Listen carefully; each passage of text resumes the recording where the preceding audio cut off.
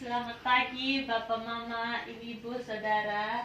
Menjelaskan tentang pengertian dari cedera kepala dan jenis-jenis cedera kepala sampai di pemeriksaan harus dilakukan pada pasien yang mengalami cedera kepala. Di sini arti atau pengertian dari cedera kepala adalah trauma pada kulit kepala atau tengkorak dan otak yang terjadi baik secara langsung ataupun tidak langsung pada kepala yang dapat mengakibatkan terjadinya penurunan kesadaran, bahkan dapat menyebabkan kematian.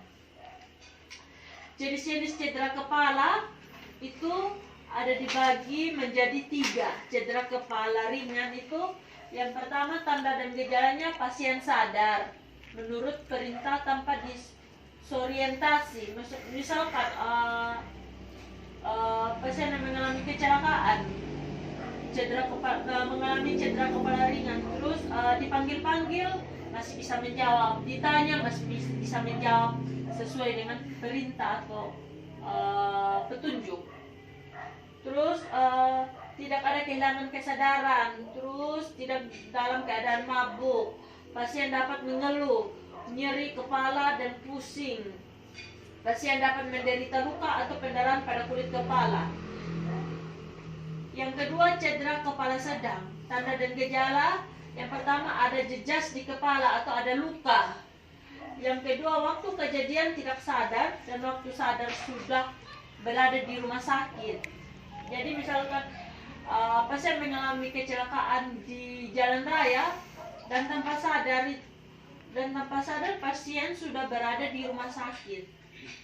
Yang ketiga, mual muntah. Yang keempat, tanda kemungkinan patah tulang kepala, mata rabun, pendarahan dari hidung dan telinga. Yang kelima, kejang. Sedangkan cedera kepala berat, tanda dan gejala yang pertama, penurunan kesadaran atau pingsan. Yang kedua, pendarahan dari hidung, telinga dan mulut. Terus dari mata ada bengkak, di mata terdapat bengkak. Yang keempat, tanpa jejas pada kepala. Tanpa jejas maksudnya kepala yang mengalami benturan itu tidak ada luka. Tidak ada luka sama sekali pada kepala. Kita lanjut, penyebab cedera kepala. Penyebab cedera kepala itu yang pertama, trauma tumpul. Trauma tumpul contohnya benturan langsung dengan aspal saat terjadi kecelakaan. Sedangkan trauma tajam, kepala tertusuk benda tajam seperti kaca, beling atau barang-barang tajam lain. Komplikasi pada cedera kepala yang pertama itu pendarahan dalam tempurung kepala. Yang kedua, shock. Yang ketiga, gagal nafas atau kematian atau mengalami kematian mendadak. Terus jadi pemeriksaan yang harus dilakukan pada pasien yang mengalami atau anggota keluarga yang mengalami cedera kepala itu yang pertama bisa dilakukan ronsen. Yang kedua, CT scan kepala dan pemeriksaan lab darah lengkap. Itu pemeriksaan yang harus dilakukan. Baik, sekian dan terima kasih materi yang saya sampaikan. Kalau ada Bapak Ibu Mama yang bertanya, saya memberikan waktu dan kesempatan tentang materi cedera kepala tadi. Baik, ada yang ingin bertanya?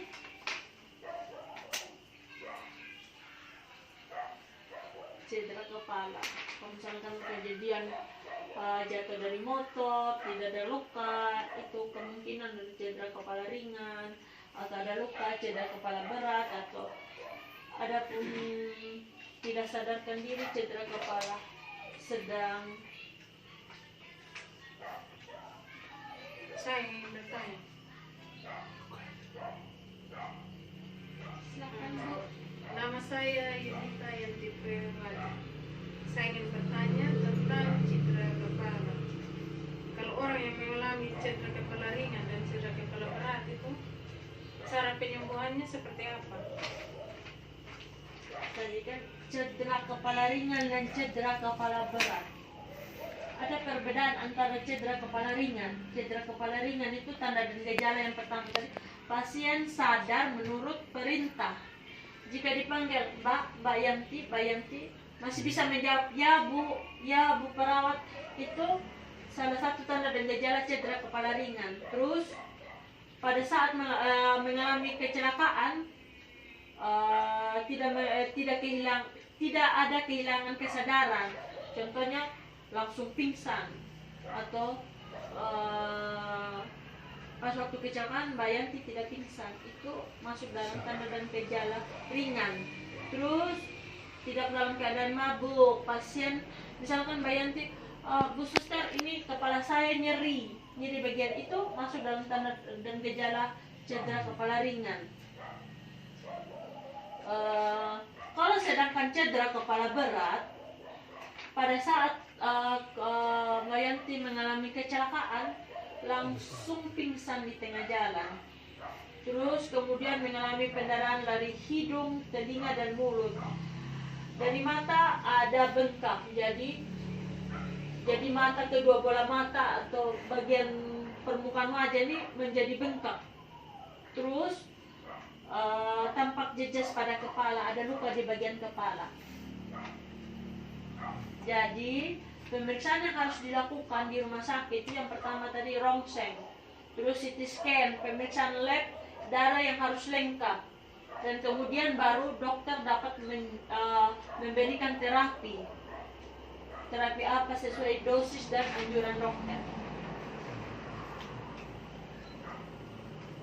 Berarti kalau misalnya mengalami kecelakaan terus terjadi pendarahan di otak, itu namanya cedera kepala berat. Mengalami pendarahan dalam kepala, pendarahan pada kepala, jika di otak, jika dipanggil, ditanya, atau misalkan langsung pasien ditanya masih bisa menjawab, masih bisa bilang di sini nyeri, itu masih masuk dalam cedera kepala ringan. Sedangkan pada saat mengalami kecelakaan langsung pendarahan pada otak, dan pasien langsung tidak sadarkan diri, ada pendarahan dari hidung, telinga, dan mulut, itu sudah masuk dalam cedera kepala berat.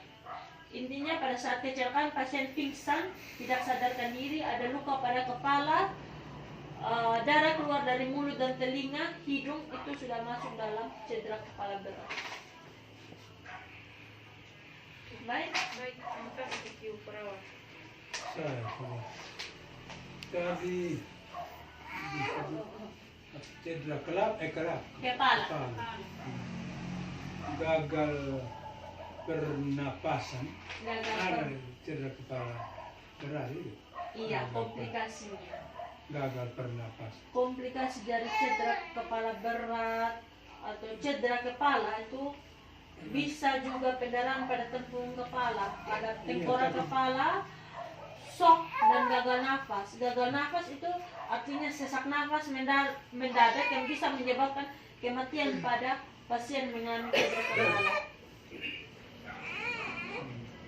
Ini saya lihat ini gagal pernapas, berarti tidak bisa ada pertolongan atau bantuan kalau gagal pernapas. Kan saya lihat yang lalu itu ada yang sudah meninggal, sudah meninggal, tidak bisa bernapas lagi, keluarga sudah menangis. Setelah dokter datang berupaya akhir bisa bernapas kembali, dia bisa hidup kembali lagi. Ya, itu adalah salah satu mujizat juga. Jadi artinya di saat pasien mengalami cedera kepala atau seperti tadi komplikasi atau penyakit penyerta lain yang menyebabkan itu atau bisa menyebabkan kematian, jika kondisi pasien memang memungkinkan bisa tertolong, ya barangkali kematian atau gagal nafas itu dapat disembuhkan dengan bantuan alat medis atau bantuan dokter juga. Masih bisa. Sedangkan jika terjadi cedera kepala dan yang tadi saya bilang terjadi pendarahan dari mata, dari hidung, telinga, dan mulut, itu misalkan sudah ada sumbatan gagal nafas, itu dia terbantu Jika darah menyumbat pada jalan nafas di sini artinya jalan nafas untuk ke paru-paru, untuk ke dalam tubuh itu sudah tersumbat. Barangkali darah sumbatan pada jalan nafasnya ini sudah dikeluarkan oleh bantuan medis dengan alat-alat medis sehingga pasien tersebut dapat tertolong dan diberikan bantuan oksigen. Baik, tidak ada lagi yang ingin ditanyakan?